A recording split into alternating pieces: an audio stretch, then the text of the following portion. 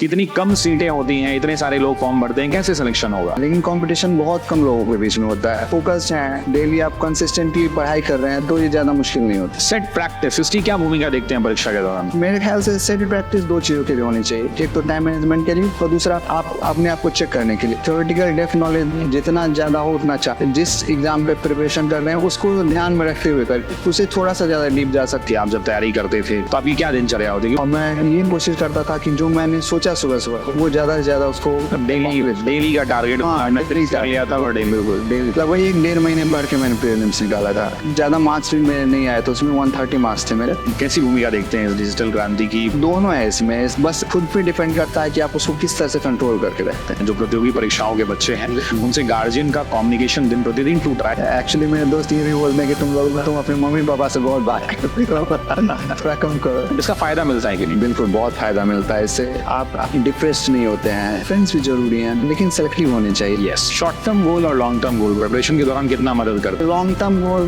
मैं ज़्यादा प्रेफर नहीं करता हूँ। फोन से बचें, जैसे स्मोकिंग वगैरह एडिक्शन है उसी तरह से ये भी एक एडिक्शन है। बुक्स ज़्यादा से ज़्यादा प्रेफर करें, नोट्स खुद से बनाएं। आप हमें कंटिन्यूअस रहें, 4 घंटे पढ़ें, रोज़ पढ़ें।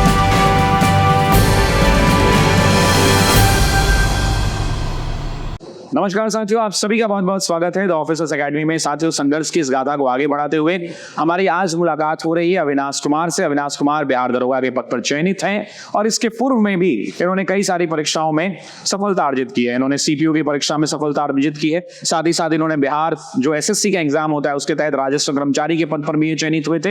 एसएससी सीजी जैसी परीक्षाओं में भी इन्होंने प्रारंभिक चरण की परीक्षा को पास किया था।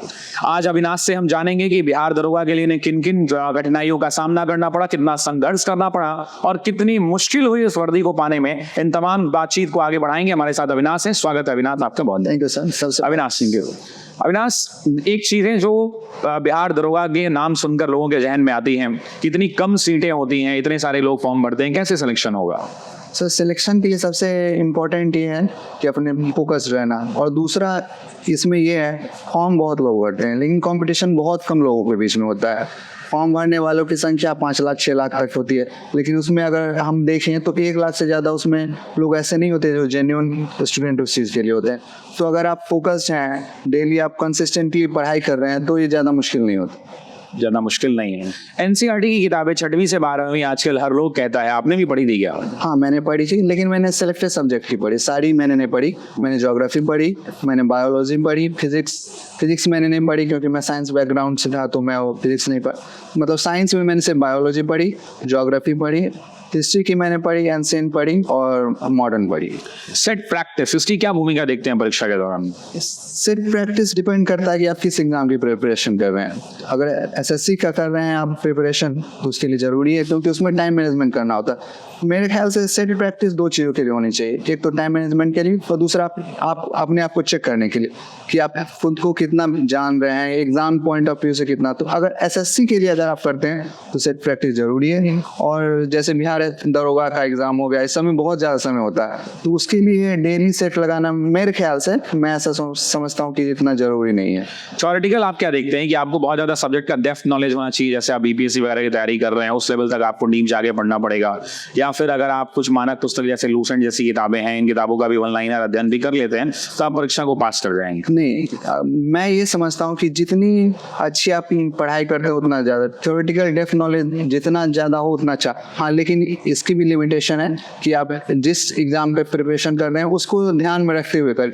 उसे थोड़ा सा ज़्यादा डीप जा सकते हैं। ऐसा भी नहीं कि अब एसएससी की मैं एग्जांपल लेता हूँ, एसएससी में जीके बहुत लिमिटेड होता है, उसमें मैथ्स रीजनिंग ज़्यादा इंपॉर्टेंट होते हैं, तो उसमें अगर आप जीके बहुत ज़्यादा पढ़ने लग जाते हैं तो कोई फ़ायदा नहीं है। उसी तरह अगर आप बिहार दरोगा में आप ले लेंगे तो उसमें मैथ्स रीजनिंग बहुत मतलब ऐसा लेवल नहीं होता कि आप एसएससी लेवल की तैयारी करें, बेसिक। हाँ, बेसिक होता है, तो उस हिसाब से आप प्रिपरेशन कर सकते हैं।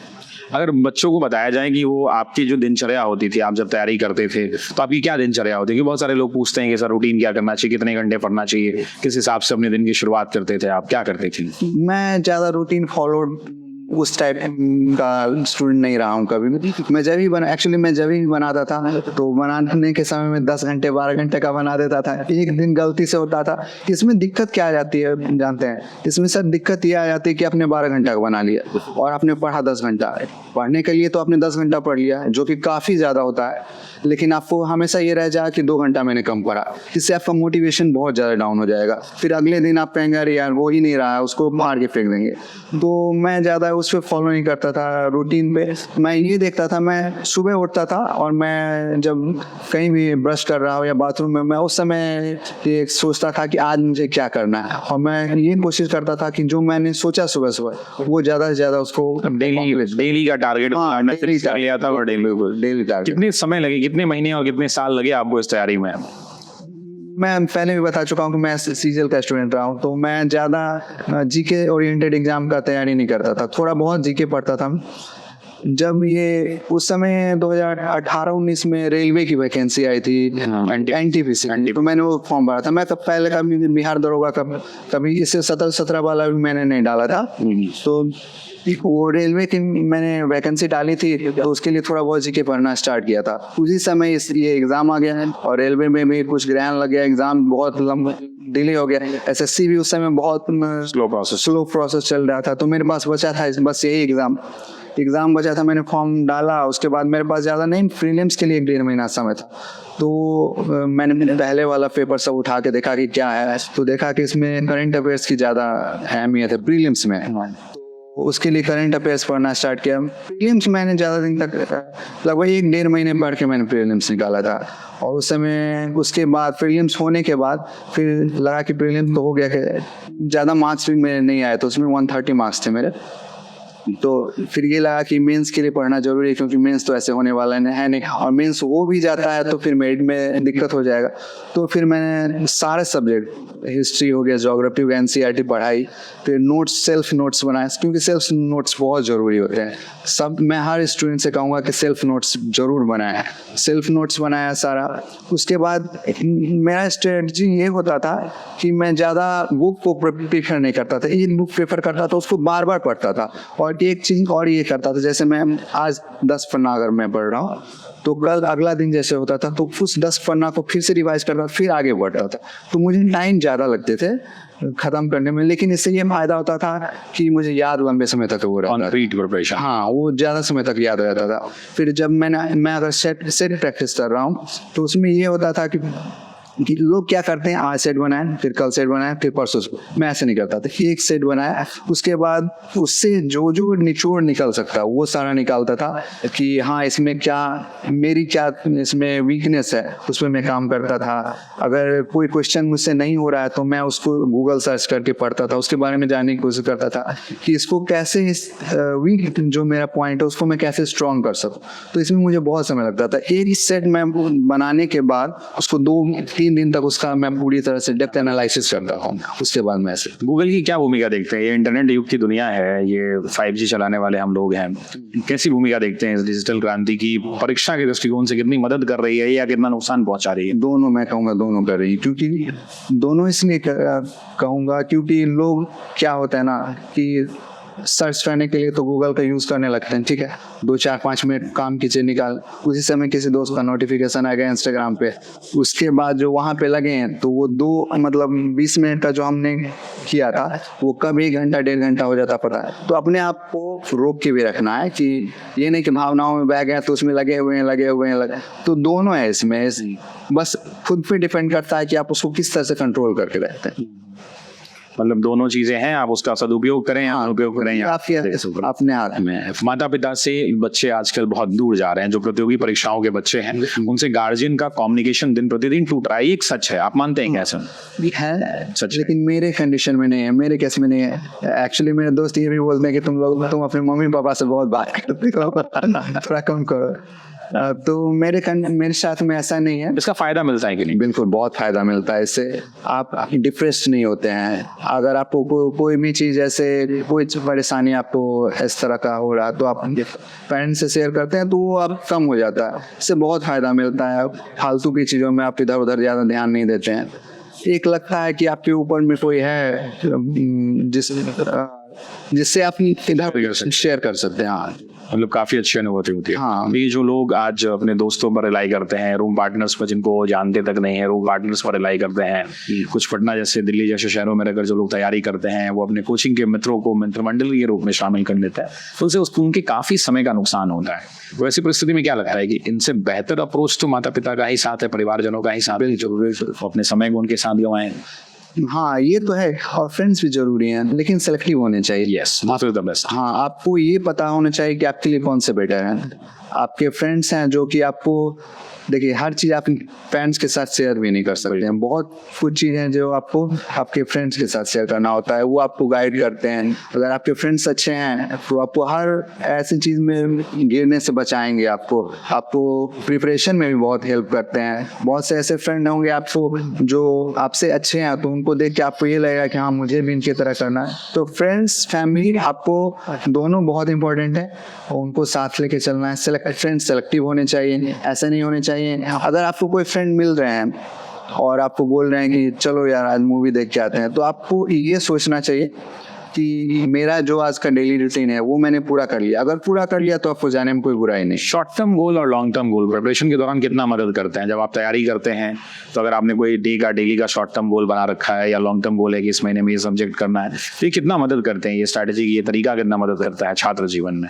मैं खुद का एक्सपीरियंस से बताना चाहूँगा, मैं हमेशा शॉर्ट टर्म गोल, क्योंकि लॉन्ग टर्म में दिक्कत ये होने लगती है ना कि आप लॉन्ग टर्म गोल बना लेते हैं, लेकिन उसके लिए उसमें बहुत सारे डाइवर्जन आने लगते हैं।